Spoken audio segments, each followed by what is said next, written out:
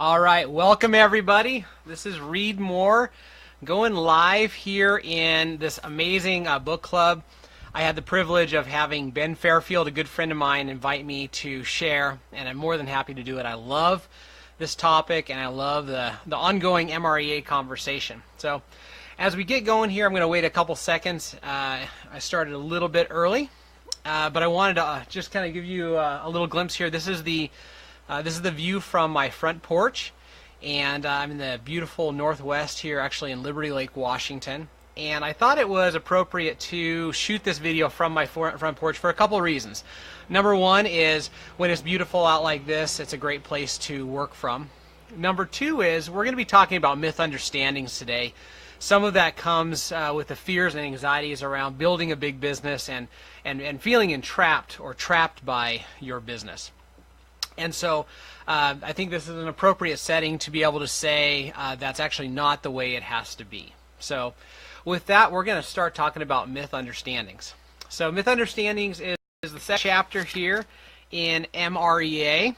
If you don't have a spiral-bound version of this, they're actually super, super awesome. Not only that, is they make you feel awesome because, you have a spiral-bound book. I mean, that, like, what says I'm more of a student than that? Anyway. Over here, if you see me over here, it's not a distraction. It's actually where I have my notes. And so I want to talk about Mythunderstandings by just saying when Gary set out to write the Millionaire Real Estate Agent book, the expressed intent of him writing the book was to be able to help us be the best version of ourselves that we could be. And in the very first chapter, it starts as everything should with vision, right? Here's where you can go. Here's where you can take this, and you can build off of models, and you can really build a big life inside the real estate sales industry. So it doesn't come with any surprise that the second chapter of MREA goes right into mindset. And the way Gary chooses to tackle that is by talking about Mythunderstandings. And so as we get going and as you're looking to build a big business, one of the things that you're going to have to square with, if you haven't already, is that the biggest battleground that you're going to have in your life and in your business goes on between your ears. The biggest battleground in your marriage, the biggest battleground in your business, your personal happiness, your finances, your physical health, it's the battleground that happens in your mind. And so fundamentally, when we talk about getting rid of myths in our lives and getting rid of Mythunderstandings, we're talking about fighting the battle that's up here. So when we start fighting the battle that's up there, there's a couple things that we should know going into it. Number one is that there's a principle called first creation, second creation. And that principle, that concept basically says that whatever exists in our life, in our world, it starts in our mind, right? So we actually create things in our brain before they can become reality. So if I go to, clap my hands, I first had to create that action in my brain, and then I had to create that action with my physical hands. That's just the way that works. And you're not going to be able to escape the fact that if your brain tells you limited actions, and if your brain is full of fears and anxieties, and your brain is constantly creating a world that doesn't move you towards your dreams, doesn't move you towards your goals, you're ultimately not going to be able to have an experience in your life where your dreams and your goals are happening. And so this is a really, really important chapter. In fact, the battleground of your mind is going to unlock everything else that's going to happen along your journey. So there are 6 Mythunderstandings that Gary talks about that stand between you and success in your life and success in business. Now I want to be clear, whenever we're talking about success, success is not achievement. You can have achievement in your life and not have success. My favorite definition of success is that it's the progressive realization of a worthy goal. It's the progressive realization of a worthy goal. So not everybody in this world is successful. Not everybody is in pursuit of the goals and the things that are inside of their imagination. And one of the main reasons for that is the myths that we buy into it. So we're going to start by talking about the first myth. And the first Mythunderstanding is this: I can't do it. I can't do it. And the truth that Gary lays out in the book is this. The truth is until you try, you can't possibly know what you can or can't do. The first myth is actually underwritten by a fear of failure. It's very, very true that for us to say the statement, I can't do that when it comes to business, really has no basis in truth or reality. It has only a basis in myth or in hallucination. And a lot of the time, when we fall prey to the myth, I can't do it, it comes down to the fact that I don't actually know my limitations. And if I push to find out what my limitations are, there's a good chance that I find them. And at the point that I find them, I find myself failing, and I can't cope with that emotionally. I can't deal with failure. Well, when you listen to successful people talk or you read success literature, you find everybody talking about failure. Gary will talk about failing your way to success, how many times he's failed. If you've been building a business at all, you have failed a lot along the way. And yet when we talk about it, it's not the same as experiencing failure. The only true failure that you're going to experience in your life is simply not trying.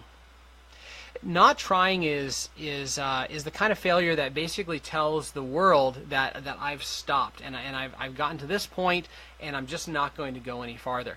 And there's some things in my life that I do around this issue that have really helped me.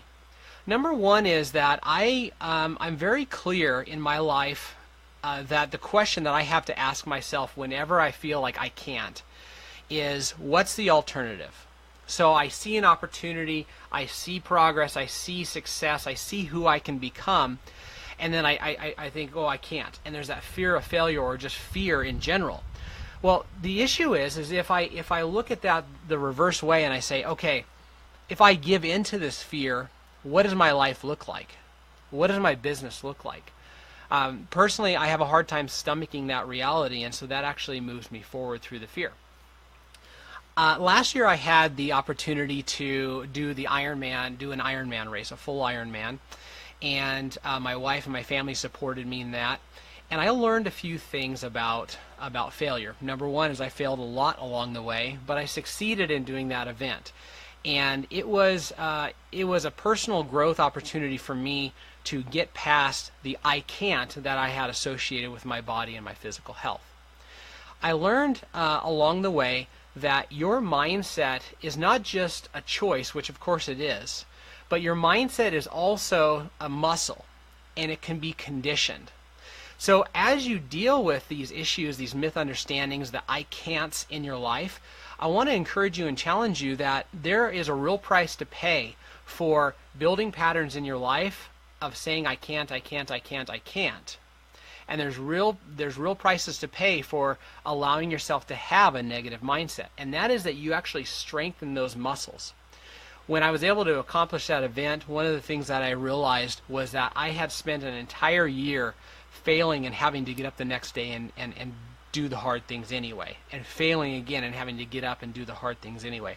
And if you've ever experienced that, you know that there's a conditioning that can happen when it comes to choosing I can as opposed to I can't. All right, one of the next misunderstandings is the misunderstanding 2, which is it can't be done in my market. So now we kind of move this from the personal piece into the business piece. It can't be done in my market. And the truth is, yes, it can. You may just need a new approach. One of the biggest challenges about fortifying or protecting a mindset around your marketplace or your business is that in practical terms, whenever we fortify ourselves by saying that can't happen here, ultimately what we've just done is we've said I'm unteachable and I'm unwilling to talk about this. And the result is what you're saying is my business can't progress in this way, and so I'm not even going to look for options to be able to do that. About 6 years ago, we started doing upfront fees and transaction fees in Alaska, and we did it on the buy side of the business, and we did it on the listing side of the business. And the conversation before we started doing it was from other people, well, that doesn't work here. That doesn't work in our market. That can't work in our market. And now it works in our market. And the reason it works in our market is we just did it. And it's interesting because now if you talk to if we're talking to somebody about their market and we share what we've done, they say, that can't happen in my market. And my conversation was, yeah, it couldn't happen in my market either until we just did it. Okay?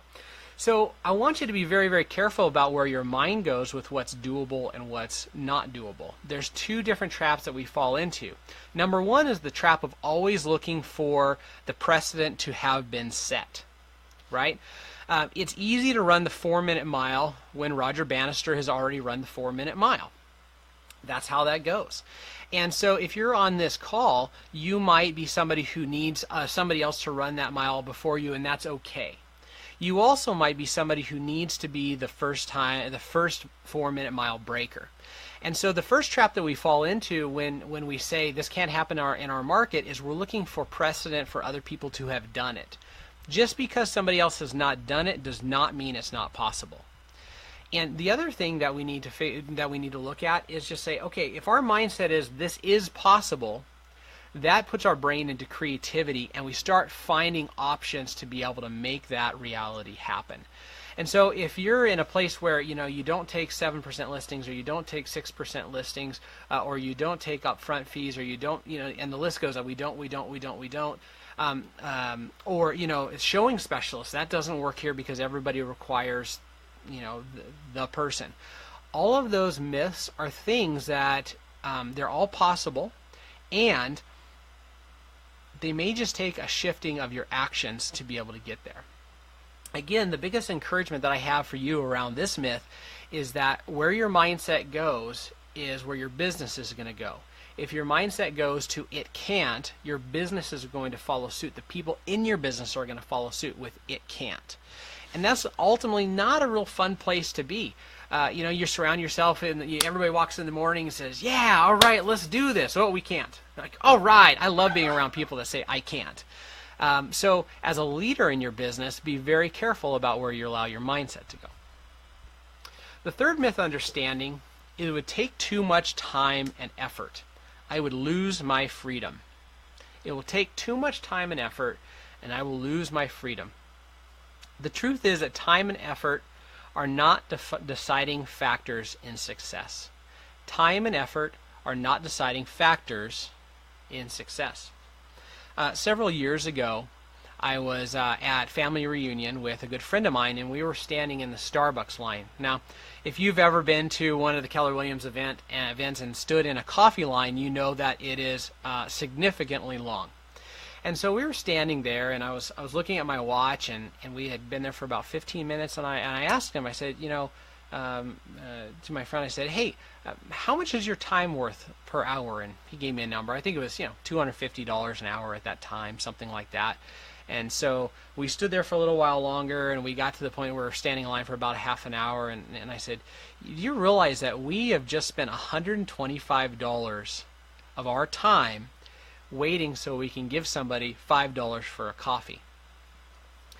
The reason I bring that up is that time is not a determining factor of your success, but your time really, really matters.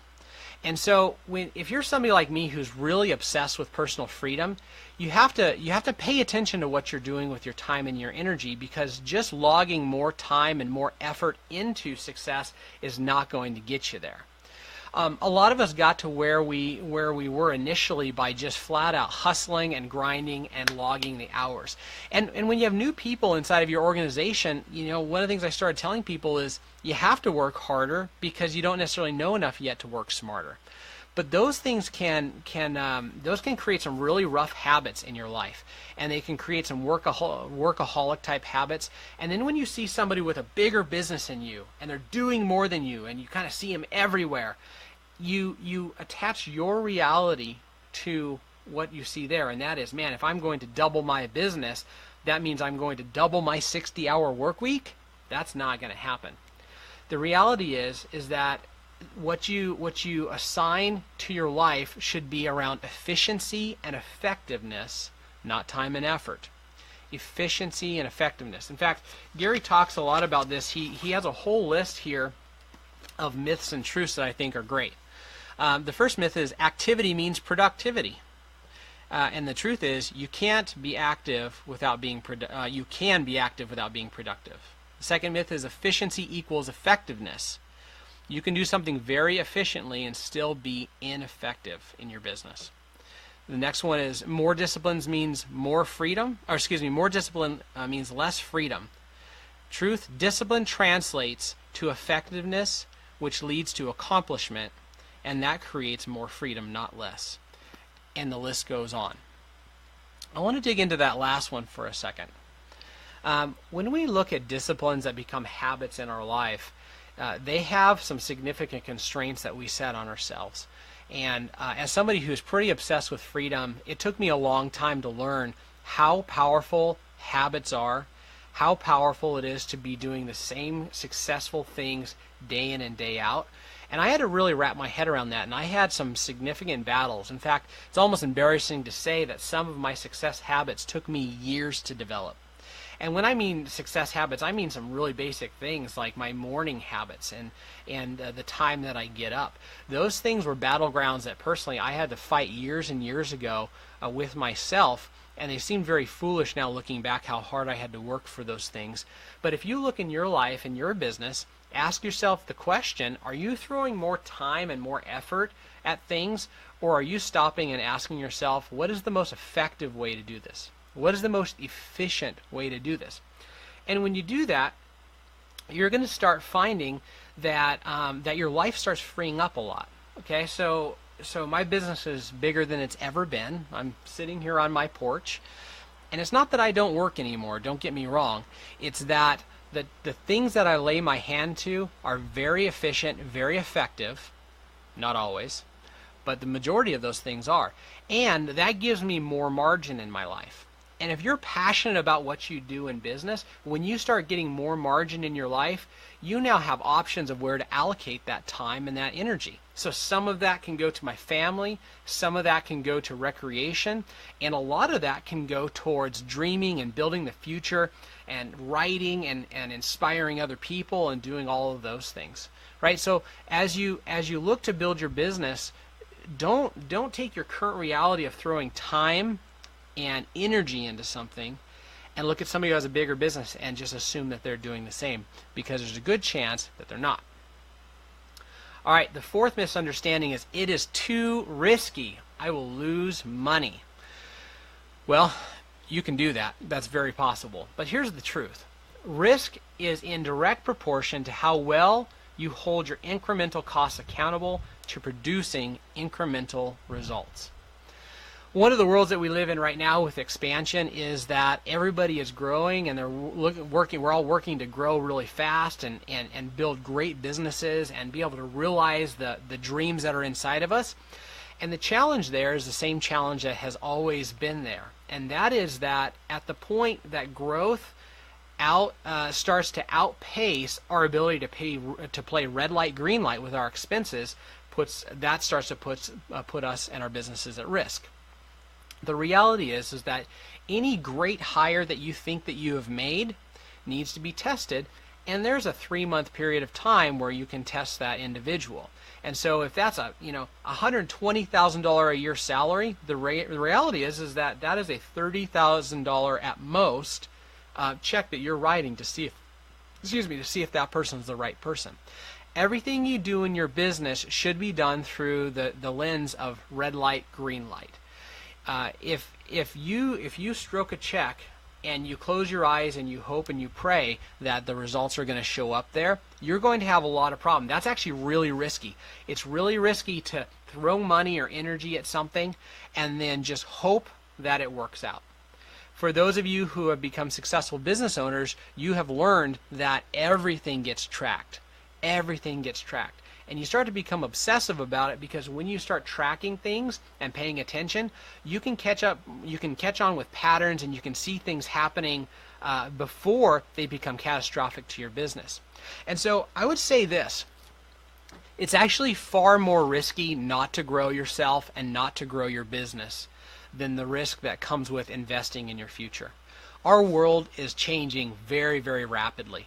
In case you haven't noticed, it seems like you wake up every day and Zillow or Amazon or somebody else is playing in our sandbox, and technology is changing all the time. And the reality is that if you've settled in your business, there's a good chance that just the pace of the world is going to either put you out of business or is going to push your business backwards. And so I'd like just to let you know that my perspective on this is that the world is too risky not to take measured risks to be able to build your life and build your business. All right, the fifth misunderstanding is my clients will only work with me. Only I can deliver quality service. And the truth is, your clients are not loyal to you, but the service standards you represent. Okay. If you're on this mastermind group and you have built a business, you have gotten on the other side of this hurdle. This is a big one, and if you're hearing me right now, and a salesperson in your organization, or maybe you're one of two and you don't totally trust the other individual, this is probably your biggest hurdle outside of just thinking I can do it that there is. There's a few things about this that are kind of interesting that just really betray it as very much a mindset issue. If you've ever gone to, let's say you drive a Ford. Well, you've never met Henry Ford. Henry Ford did not sell you that vehicle. In fact, he's been dead for a really long time. You bought that vehicle because somebody 150 years ago set a service standard that has been perpetuated by other people. If you go to the Ritz-Carlton, you go to Nordstrom's, and the list goes on and on, it is highly, highly unlikely that you're not going to interface with somebody who started the company, owns the company, or even manages the location. The reality is that 10 plus service experience that you are used to getting at whatever that place is a result of service standards being passed down to other individuals. Now, because it's not so personal, we don't always connect the dots when it comes to that. And yet, when we look at our business, it's very, very personal. We're very, very in tune with what's going on inside of our business. And so until you've jumped that hurdle, you're actually going to have to take it on faith that what I'm saying, what other people who've gone before you have said is true, and your business can actually be based off of standards. A couple of things that I've observed by people that haven't jumped this hurdle yet in their business.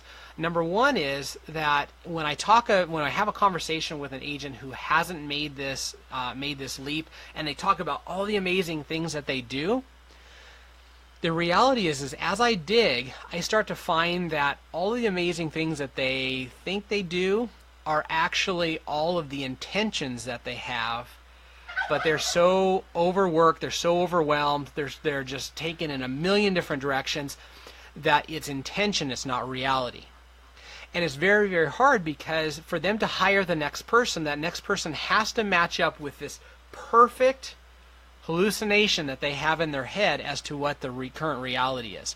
So number one is, if you have really high service standards, I want you to take a step back and look at them and ask yourself the question, how much of that is reality and how much of that is the ideal of where you want to go? There's a good chance that the ideal of where you want to go actually won't happen without other people. The second item is, pay attention to the service standards. When you do something you think, okay, that's how I want this done, write it down. Start to document the service standards that make up your business, because that will allow you to translate and transfer the different things in your business that you want other people around you to start to experience. Nobody has ever built a business that hasn't gone through this hurdle, not in real estate and not in any other business. Gary makes a comment in the book that if this were true, if this were not a myth, there would be no businesses that were not just a one-person operation. Anytime you deal with anybody who has more people in their life than just themselves, you're working with somebody who has already jumped this hurdle. And so for you to do it by faith actually doesn't take that much faith. You just have to do it because the evidence is all around you. So I'd encourage you, take that step. All right, and the last of the Mythunderstandings. Having goals and not fully realizing it is a negative thing. And the truth is, having a goal and not trying to achieve it is a negative thing. When we take a look at our businesses, you take a look at your business. The challenge is that if you're petrified by fear, the fear of failure, when you look at the really big businesses that are out there and you say to yourself, I can't do that, or that's not what I want to do, and you're not honest with yourself whether you want to do that or not, you're just kind of giving yourself a hall pass. You have to square with this idea that it could just flat out be, again, a fear of failure. And you're going to be at your best when you are pursuing goals that are so big they actually can't be realized. This actually shows up when it comes to your mission statement in your business and your life. If your mission statement is attainable, if you hit it, you're going to start to lose momentum and maybe even kind of lose yourself in the whole situation. So my encouragement for you is there is no harm in thinking bigger. There is definitely harm in thinking smaller. Harm for you, harm for your family, and harm for people that align with you in your life. All of us are in this process of taking our minds and trying to push them forward to be able to think bigger, think bigger, think bigger. And in that process, you're going to set goals that are bigger than what you actually accomplish. Emotionally and for your ego, it's not very fun. But for your progress and for your life, it's a really big deal. All right. So those are the 6 Mythunderstandings. My encouragement for you today is to take it on faith that these are myths. And these are not things that should get in the way of your success in your business. If you remember that the purpose of your business is to fund the perfect life, then you take a look at your business and you say, okay, what is this doing for me? What are these how are these limitations serving me? And if you find that your limitations are not serving you well, then I just encourage you to rethink those things and to start making some changes appropriately in the battleground between your ears. All right, my name is Reed Moore, and I appreciate you being here and listening. You might hear ducks and turkeys in the background. That's a part of my business funding my perfect life. So hopefully you guys got a lot out of this. Get rid of the myths in your life. Get rid of the Mythunderstandings. Act in faith. Act based off of truth. And just trust that you can do this. All right, guys. Take care.